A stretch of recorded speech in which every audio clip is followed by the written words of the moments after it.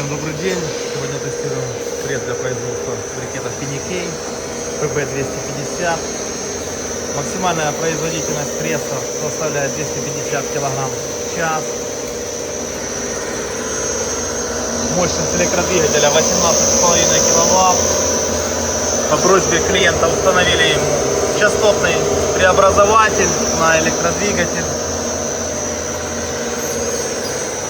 Можно при желании уменьшать и увеличивать обороты пресса. Такой вот получается брикет. Установлен отрезной ролик. Брикет идет с технологическим отверстием внутри.